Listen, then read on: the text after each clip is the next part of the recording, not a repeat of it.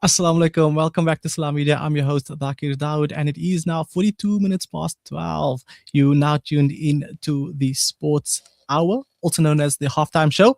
Well, this is the show that actually profiles elite athletes. We explore their journeys, their mindsets, and also in particular how they navigate high performance during the month of Ramadan. Well, we're going to find out from a very, very influential lady in the industry of sport. For many of you, you know that the Said surname resonates with many South African households when we talk about karate and martial arts. Today, we're joined by none other than Zahra Said. Assalamu alaikum. Thanks so much for having me here today. Such a pleasure having you. How are you finding the month so far? So far, so good. As always, moving really fast. No pun intended. Moving. That's the important thing. Moving. But before we get into that, tell us a bit about your background and how everything just shaped the woman that you are today. I wish I even had words to describe it. Sometimes it feels like I was truly born to be where I am, and there's a beauty in that, as much as it has come with its own challenges, but maybe the acceptance of perhaps this is my taqdeer, my destiny to be exactly where I am. So growing up with my dad being Zahra Said, as children, as kids, not just myself alone, my siblings as well, we are very much aware of, are you Zahra Said's child? I know your father. You know, when I was so young, I used to.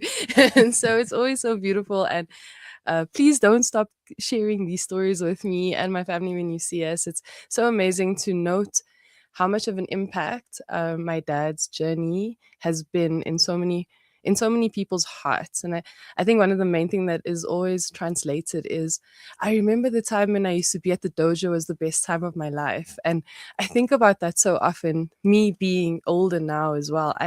I can resonate that even myself has a period where when I look back in my life, I was like, that was such a beautiful time in my life. Yes, things have shifted. Life happens outside of the dojo, inside of the dojo. But there's definitely a season when you enter the dojo for anyone independently, a season when you're in the dojo where it just feels like this is the best thing I'm doing for myself. And I think maybe that's the message that is always translated when someone approaches you. I know your dad, no, you know? So I'm very, very grateful, very happy to be where I am. I do note that, yes, with my dad's journey, my mom as well has been a pivotal woman in the industry. She's taught me just as much as my dad has taught me. And both of them have built me up to the space where I feel very confident to go out into the world.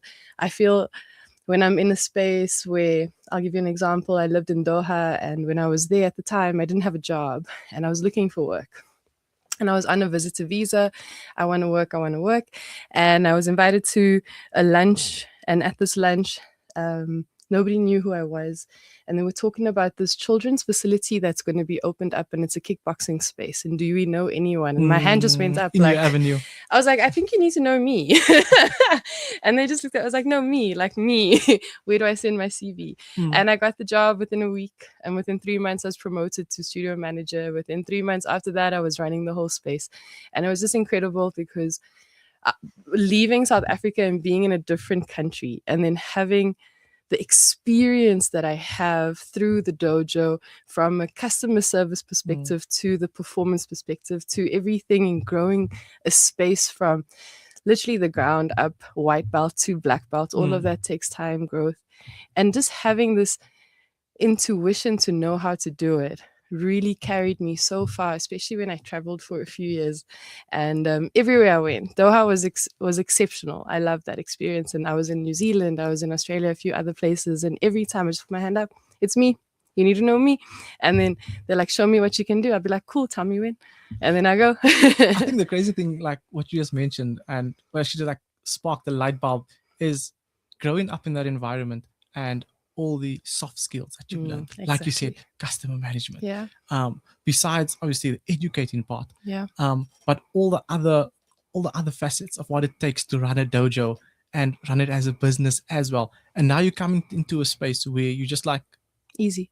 it's an easy It was step, so easy. and it's an easy transition. Yeah. Did you find it like that? I did. So, I mean, I was a child answering the phone in my dad's dojo, say, karate, kickboxing, how may I help you? You know, we Yeah. offer ABC. You know, members would come into the space. We had a membership system. I would be behind the desk, again, a child after school hours, sitting there taking in memberships, etc.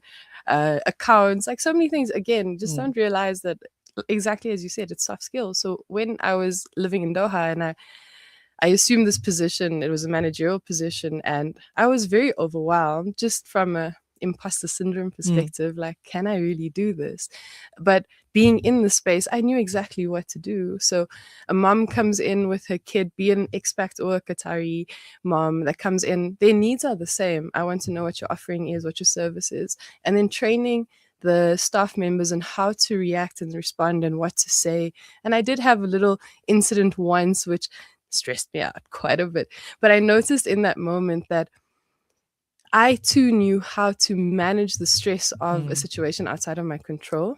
And that was like I had to respond to Qatari parents as well about a situation they weren't happy with on site. We weren't on site to be there to manage it perhaps at the time, but the onus of it fell on me no matter what. So my boss, who was the boss of bosses, was phoning me at 6 a.m. in the morning, and I was stressed out. Like, I don't know what to do. And then just a few deep breaths, figured at the end of the day, this is my role. So how I approach it is very important.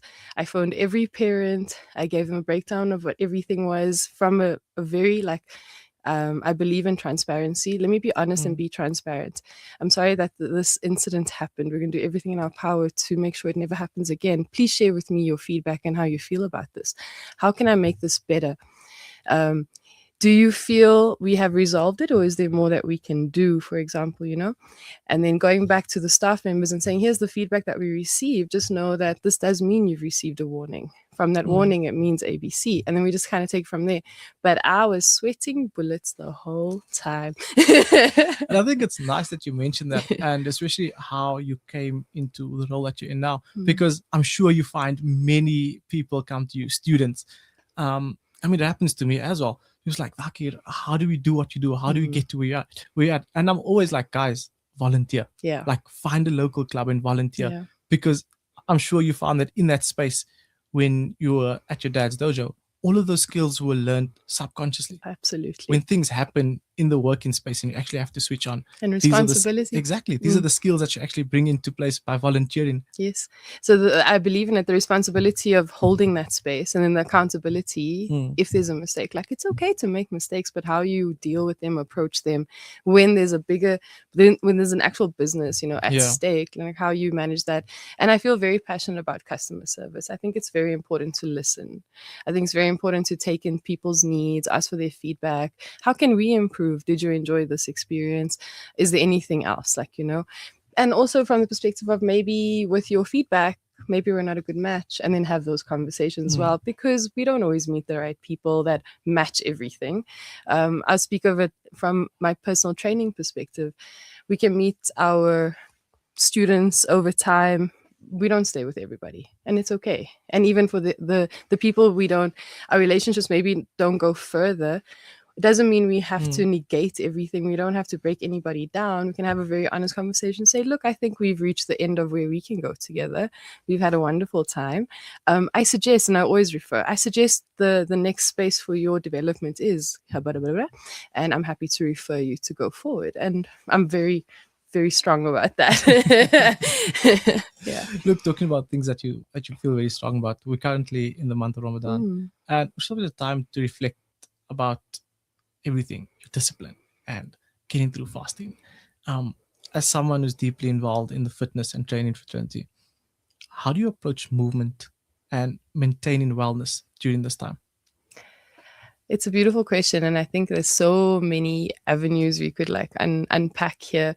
But I'll speak from my life experience.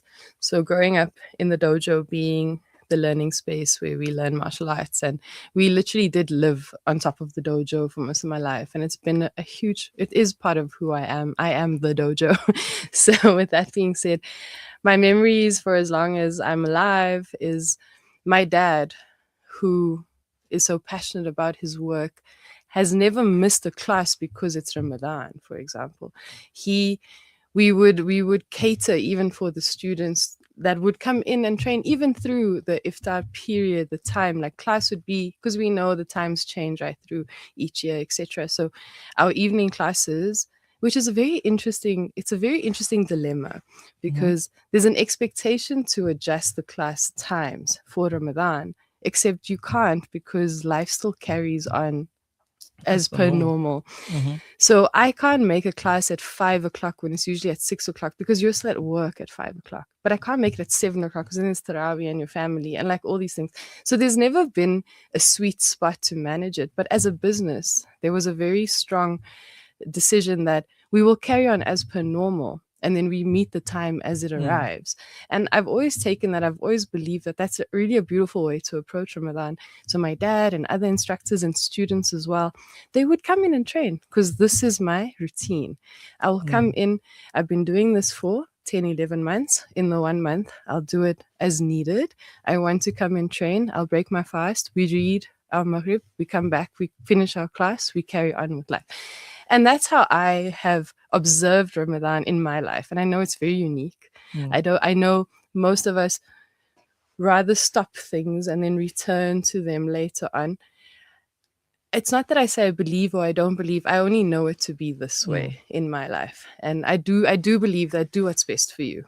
Every home and household is different and unique, and whatever, everybody's roles are also different and unique. So you manage it for what's best for you, so that you as an individual, whatever your role is in the home, you get the full benefit of the experience as well. Sometimes we might feel, oh, I'm doing too much, or I'm doing too little, but just do your best to show up for you to get the best benefit of your Ramadan as well. And I think that's the key thing that you said. I mean, I read a quote earlier this week that someone just posted something that said Ramadan is not about building, it's about maintaining.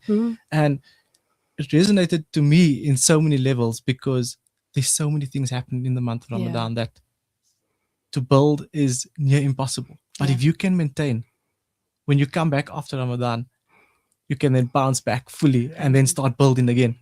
And I think that clarity, like the intention of Ramadan, to cleanse, to create space for clarity, for purity, to resolve. I think not all Ramadans feel the same, but when you do have those Ramadans that you just like, wow, yeah, I got that, Comes when you need it most. Inshallah, I mean, and then let that message move with you moving forward, because without Ramadan, like in the coaching space, they say, oh, it takes 28 days to change a habit. So then what's Ramadan? Shifting habits. So you can take a new habit forward with you, or you can fall back into old habits. It is what it is.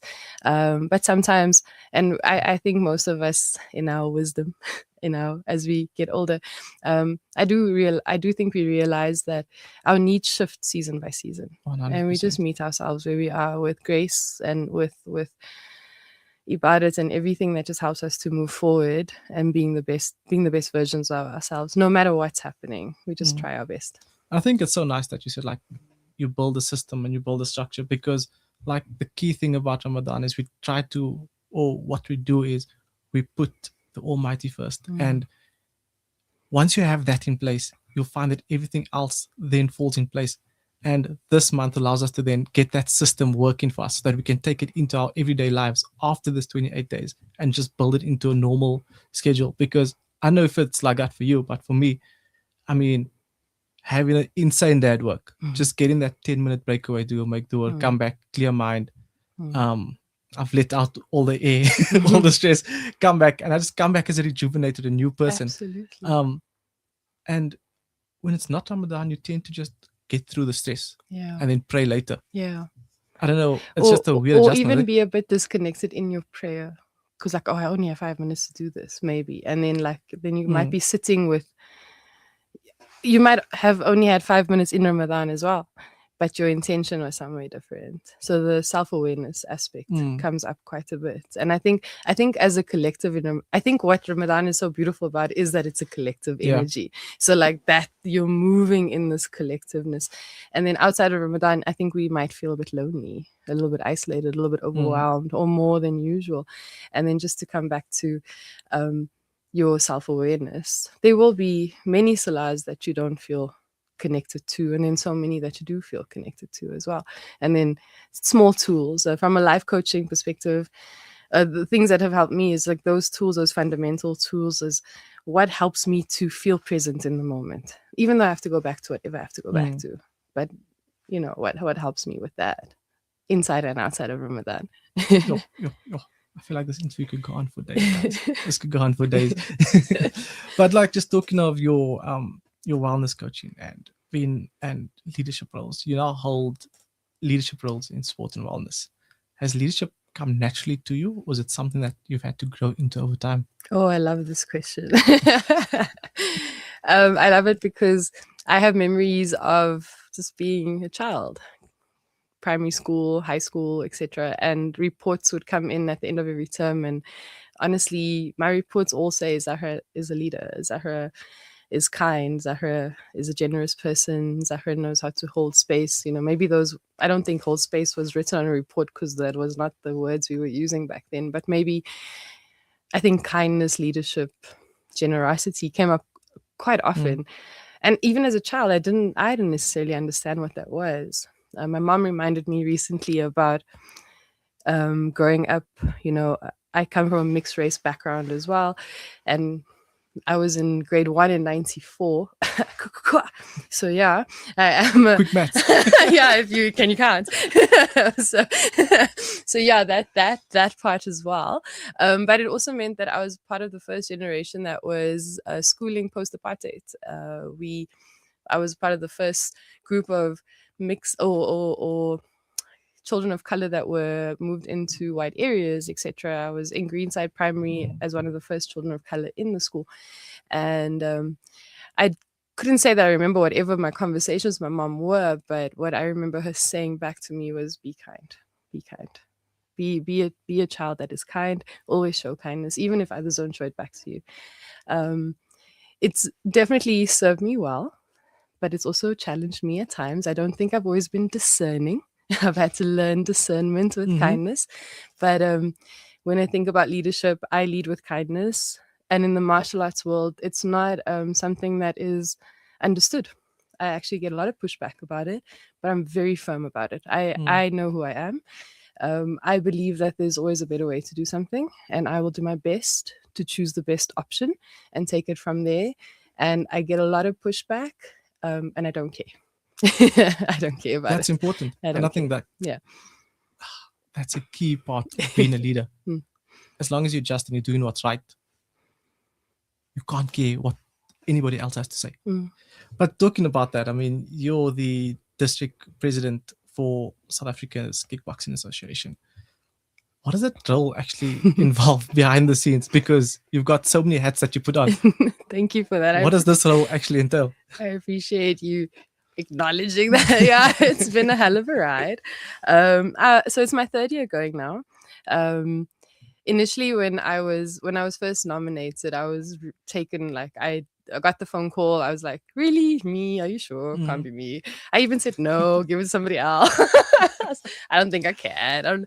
My words, I don't have capacity for this, which was the truth. It was the truth.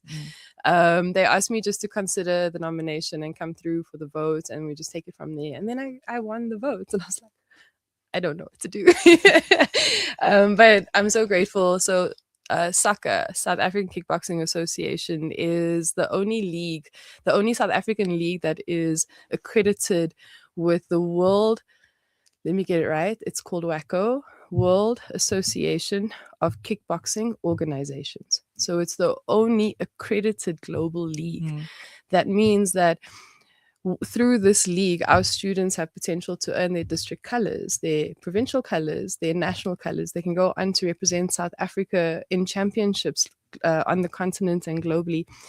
So within the martial arts world and in many sports, it takes a while until there's a league that's kind of decided, where the point system is all leveled out, you know, or like everybody agrees on it. And karate, kickboxing, judo, I think judo was the first in the Olympics. I think karate is only in the last Olympics, maybe, or the one before. That's very recent. And kickboxing is for the first time going to have a space in the next Olympics. So our league now, which is why I was like, I'm keen to learn more because this sounds like a cool story. Our league now is for the first time preparing our South African national team for the next Olympics, which is very exciting. So my role as the district president, it means that I manage all clubs that are registered with SACA. Management is not that I have to be at the clubs or be on site or anything, but from an administration perspective, I do have a board. So I have a secretary, a treasurer, etc.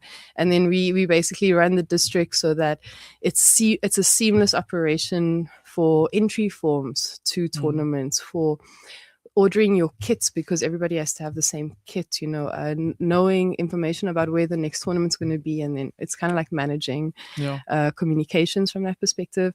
And then moving on to provincial. So with my Soweto team, I'm very excited. I'm taking students this time for the first time to nationals. They've qualified. Nice. So it's my first year having my students go all the way to nationals. I'm very, very excited. We've been working hard for 2 to 3 years to get to this point. And I know, no matter the outcomes, I know we're going to have fun. And that's what I just want everybody to do, is have fun. Having fun, key point, especially when it comes to sports in South Africa that not necessarily in the limelight, and that's not as much commercialized. Let's call it Where's that. the gees, man? Exactly. And I mean, no better place to get gees than in South Africa. Hundreds. I mean, you've been 3 years in the role now. Term comes to, wouldn't say to an end, but goes back up for a vote shortly. Yeah. Looking back at your term, what are some of your memories that you've had over this time period? As the district president. 100%. Yeah, it was a tough one. It was one of the harder roles that I've taken on in my recent life. Challenges would be creating a team or a board that works together, knows each other, is willing to get to know each other, build relationships, and work together for the same outcome. I think my board and team has dissolved more times than I would have liked, and I found myself managing and handling everything as a one-man show. Why I did it by myself, I couldn't tell you. I think I'm just made that way. I think the responsibility of holding the clubs under the district and knowing that so many people have invested so much so far, and then me maybe being in a key role, that means you will go further, you won't. I couldn't sleep at night thinking that I'm the person that's saying yes or no. It's a yes, it's always a yes. I'll do my best. So the challenges came up that way, but then the growth came that way. It just broke through. If you met me 2 years ago, I don't think I would have said anything about it. I didn't tell anyone. I was very quiet about it. I did attempt to resign. I was told my resignation is not accepted. We laughed. I cried on the inside. But then we laughed, and I just said, look, I understand also why it's not accepted. Not because it's not a me thing. I knew it wasn't a me thing. My wanting to just move forward in a different way was I need more support. And now I do have support. So the message through that is just for anyone listening, if you're unsure of where you are, is it's okay to choose you. It really is okay to choose you. And then when the people around you that also need you can show up and give you more to help you to progress, in a positive way, go for it if it's what you want. I want this position. I didn't want to think of resigning, etc. I want the position. I want to move forward. I want a position on the provincial team. In fact, I want a position on the Olympic team. That's what I want. So I'm going to stay here and I'm going to push for it. And it might be this Olympic team or the next one, but I think I can get there. No matter how, especially as a coach. I'd love that. That'd be so cool, man. Zahra Said's daughter, Olympic coach. Yeah, I know. I'm dreaming. From Brixton to the world. literally. Forsberg to forever. Yeah. But have you reflected on the impact that you've made in the past few years? What is that one thing that you want to achieve before? If it had to be your last year in the role, what would be that one thing that you'd want to change and leave that everlasting impact in the sport? Still kindness. Kindness and interaction, kindness and development work, kindness from the highest role to the lowest role, from the janitor to the person in the ring that hands you your trophy. I think I don't think we realize how much that energy of kindness really translates, and it's really as powerful as a hug. You know, there's some people just, I just want to go hug everybody. I want to go hug you, but not everyone's going to hug me back. But then the gesture of kindness helps to build relationships. So I think when I speak on kindness now, what it's done for me and what I share with my students and anyone that I hope to meet is networking, relationships. So if I'm kind to you, I have an opportunity to build a relationship with you now. We're building rapport. So just by how I respond by your greeting is already helping build this relationship. I don't have to know who you are. You don't have to know who I am. And I don't have to gain something from this relationship just by saying hi. Like, you know, how's your day going? Are you enjoying the tournament? Can you tell me, you know, anything to that effect? I feel like advice I give to my students when we go to tournaments is make friends. Please don't assume maybe that I'm the person that's going to introduce you to everybody. I have to introduce myself to other people too.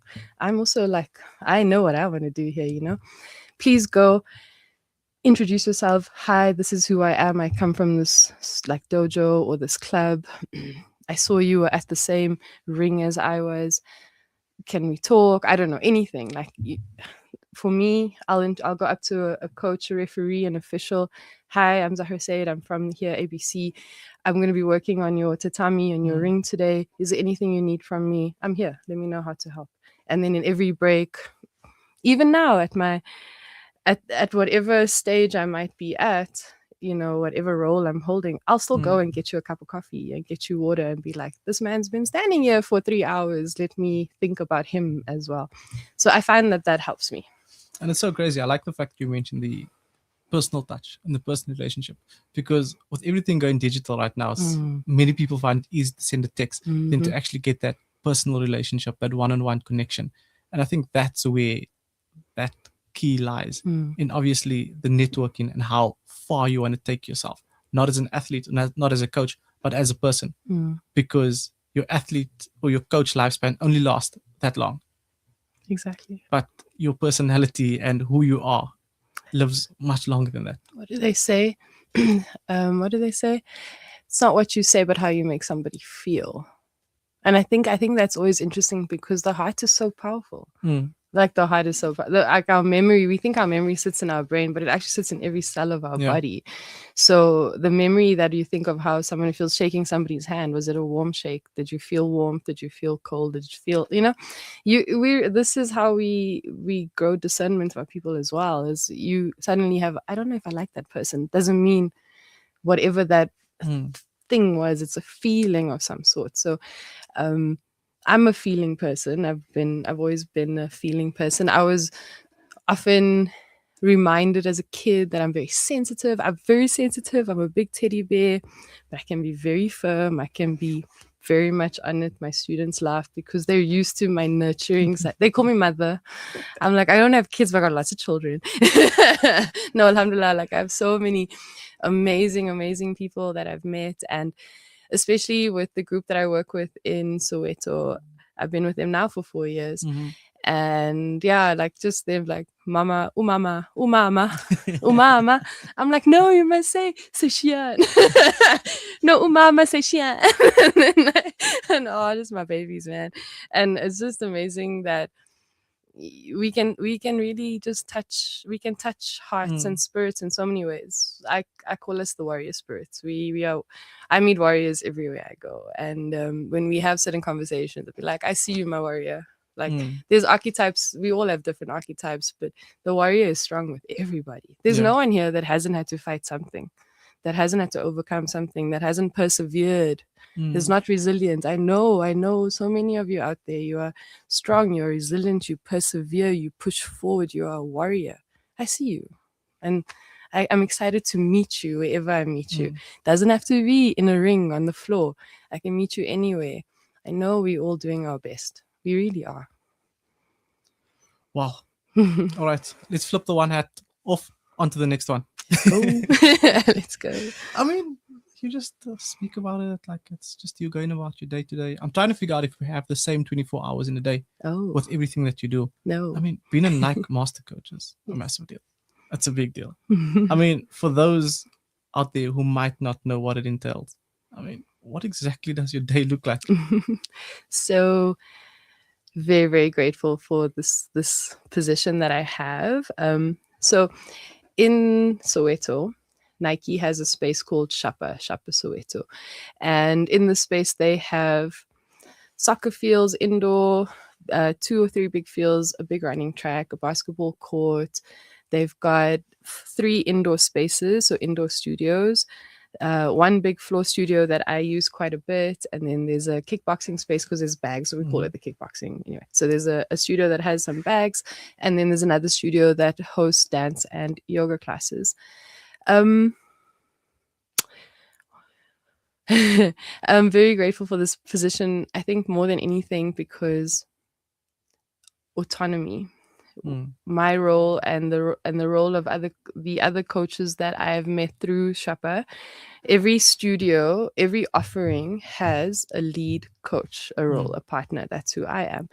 I have autonomy to create that schedule as per my needs, my schedule. Yeah. It's almost as if, oh, I'm so important, you know, and then taking that on. The classes run 5 days a week. I can choose the days in the week. I get 1 day off on the weekday, and every Saturday is compulsory.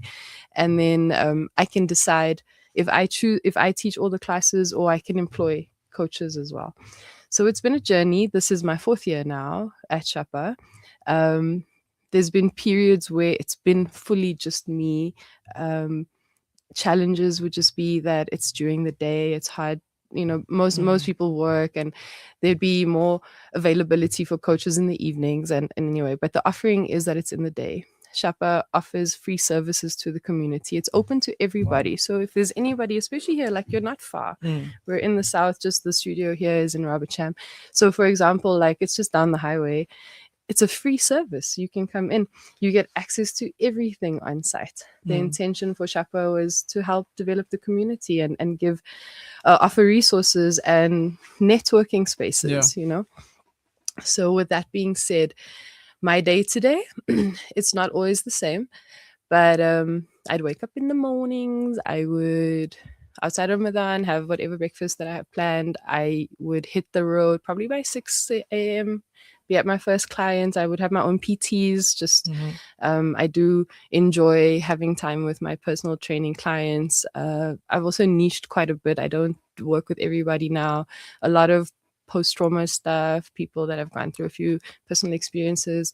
I quite enjoy knowing that I can work with you for a period of time. It's not an ongoing thing, and then we can shift and move around.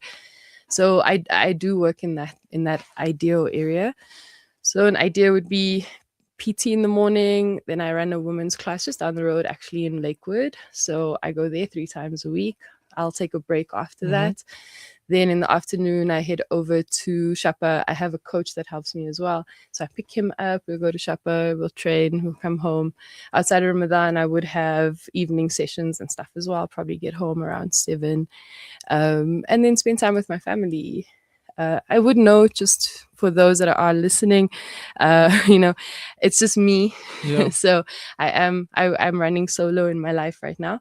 So my needs, everything I do meet the needs of where I am right now. It allows me the time and flexibility, you know. I imagine if things change in my life, let's say I do have kids, etc., things like that, that would change. There would be shifts.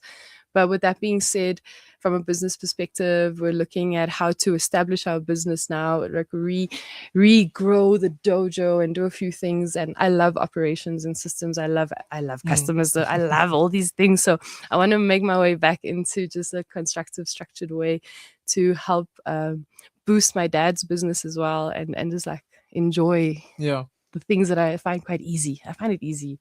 You can call me now. We just talk. You've done it since yeah, I was born into it. Born into it. No choice. They said I came out kicking. No little meaning, right? They said I came out kicking. So there's just photos of me in splits and kicking from baby, and it is what it is. Look how it goes. I mean, you're also the founder of Authentic Movement, Global Events and Wellness. What inspired you to create this platform and this space? Oh, what a lovely story. So this has been running for over 10 years now, and I think for some of the listeners that may know my dad, my family for a long time, I was very young when my sister passed away in a car accident. I was 13, she was 19, and it did affect my life quite a Mm. bit. Learning then about being sad and depression, and I mean, all of this came to me without having any tools or understanding about what it was. Mm. Still had to obviously continue with school and the dojo, and I felt very pressurized, very overwhelmed by the age of 2021. I wasn't coping. I felt very stressed out. I didn't know how to manage my emotions. I was very Mm. temperamental and self-sabotaging. I didn't feel like a healthy Yeah. version of myself. Um, and even with feeling all of this, I didn't know what to do with those feelings. I had no idea what to do, to be very honest. It was only after that, and I in my body started manifesting these emotions. Mm. So I ended up having an operation to remove cysts from my body, and then after removing these cysts, there was no sugar, there was no cancer, there was no Yeah. disease with the Alhamdulillah. cyst. It was just Mm. that it was growing inside of me, and that was confusing. Like, what does that mean? Um, it opened up a conversation within about, oh, like, am I doing this to myself? Like, does stress do Mm. this? And then I also had family members reach out to me and say, Za, maybe therapy, maybe this, maybe that, maybe like talk to Mm. somebody, just like, maybe open yourself up. If your body's holding so Yeah. much, like, speak. Which was hard because I wasn't used to it. I was introduced to a woman that's very close to me now, and I've been working with her ever since I met her. She's more than a life coach, but she was introduced to me as a life coach. Mm. And then through some of the work and processes I had done with her for nearly 2 years, really just about learning to release and let go. I was holding on to so much. I guess I just didn't know what to do with the idea of loss. Mm. Innerly lie. Like, I didn't know what to do, how to let it go. I just didn't have the tools. And then through time and just experiences with her, a lot of it was expression. Mm. Express. How do you express? Like, you can express in anger. You can express in joy. It doesn't have to be harmful, but you have every right to express. And then understanding that, oh, I have every right to express. It was interesting. Maybe the dojo also probably trained me to be very obedient, Mm. and we don't show pain, and a samurai doesn't cry, and like all these Yeah. things. And maybe subconsciously, this was in my mind, like, I can't be weak, but I wasn't being weak outwardly, but I was not feeling well inwardly. So I think that was very, very fascinating to go through at the time. I'm very grateful, shukr to Allah. Like, I'm very grateful for the people that came into my Mm. life at the time, because nowadays, and I put this out there as a disclaimer, please be very wary of the people you go to nowadays that assume that they can help you. Please be careful. There's a lot of things and people that are just not educated enough to help you, I want to say, in a healthy way. Mm. And I'm so grateful for the community that I was introduced to at the time. So authentic movement, the idea and the intention about authentic movement grew. I wanted to honor myself outside of the family name. Yeah. Yes. So it was something that I was battling at the time. So Salih Zaid's daughter, and then maybe there was an expectation. There was, not maybe, there were lots of 100%. expectations. So I found that difficult on top of other things that I was Mm. carrying. So who am I? What's my voice? And I didn't know how to describe myself. I still struggle. Mm. Just before the conversation now, we were talking about my bio. Like, I Yeah. couldn't tell you who I am. It's an interesting thing. I don't know who I am, but I'm on a journey of self-discovery. And the word that stood out for me the most was authenticity. Mm. That no matter what, in a dojo, in a studio, it doesn't matter, on a track field, in a pool, like, everything, whatever you put in there, like, let it be for you, authentically you. And that's really just been where I find myself all the time. Who am I and how am I showing up authentically as me, without, again, not, I don't feel like I have to harm anybody. I don't have to be Mm. like, I don't have to do those things. Yeah. Kindness, generosity, my spirit, my warrior spirit. This is who I am, and how I express this is important. So me, I can put out 100,000 offerings, But then that's me. But then when my intention is when you come through my offerings, find you through your offering. Authentically you, authentic warrior, authentic movement in that way. Yeah. Like you said, the journey. Yes. The journey. Yes. Talking about that, I mean, you spoke about inward strength now and the strength that you need internally. But looking at externally, I mean, self-defense is something many people like think about, but you can never actually learn it. What's the biggest misconception that people have about self-defense? Because it is one of the things you specialize in. Maybe the misconception is that I need to know how to fight. 100%. Yeah. And Perfect. more than that, no. I think what self-defense really is self-awareness again. So it's such a broad topic, and I don't want to be misunderstood. So I'll try to be mindful in what I say and how I say it, because I'm very passionate about this particular topic, especially with our GBV situation. 100%. And I think it's very important not to put notions of, like an expectation to someone that comes for 1 hour self-defense program.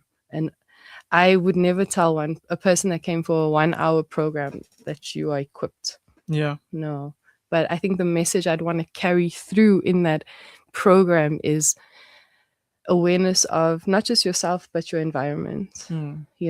Awareness from the perspective of when you are looking after yourself, how are you doing that? Do you have emergency contact numbers on your phone? Do you have an exit, a door to leave from, an exit strategy? Is there a getaway plan? Are we aware? Again, it's such a deep and there's so many layers to this conversation, and I'm very cautious, especially now.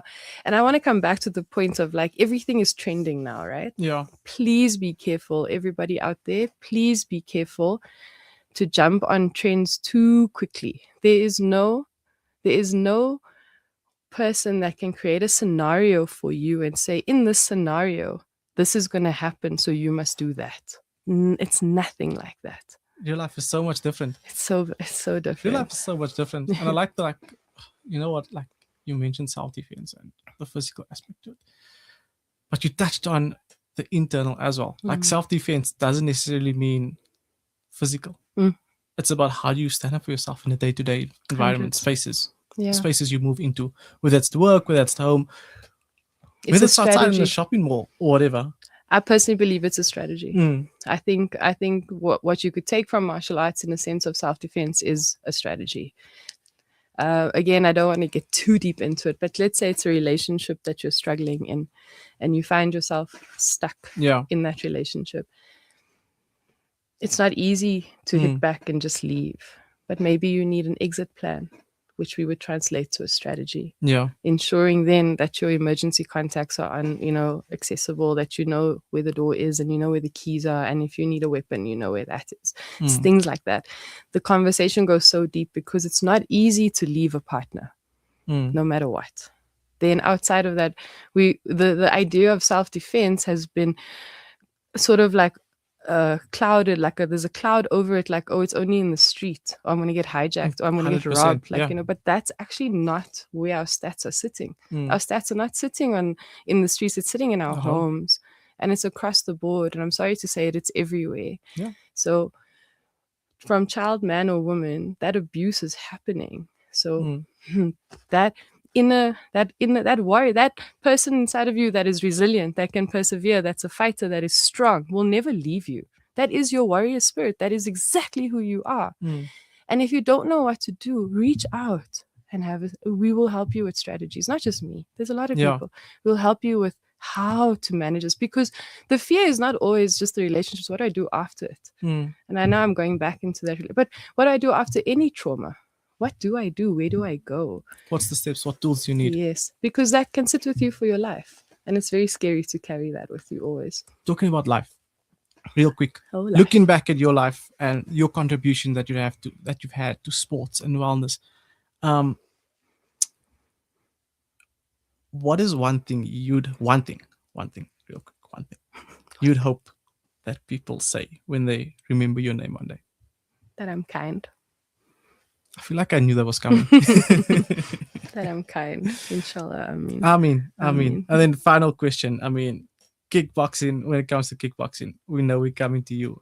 If there was one athlete, any South African athlete or sports star that you could train, who would it be? Her name has just left me, but I'll run her. Costa? Yes, Costa Costa Semenya. Semenya. Yes, Yeah. baby. Come to me. Let's go. Yeah, Costa. Costa's the one. I've just been an avid Costa fan and just someone that's just enjoyed every part of Costa's journey, especially from an empowerment perspective. Yeah, no, Costa's the one. So we're going to clip that and put it on socials and tag Costa and see how many people can reshare that so that we can get a...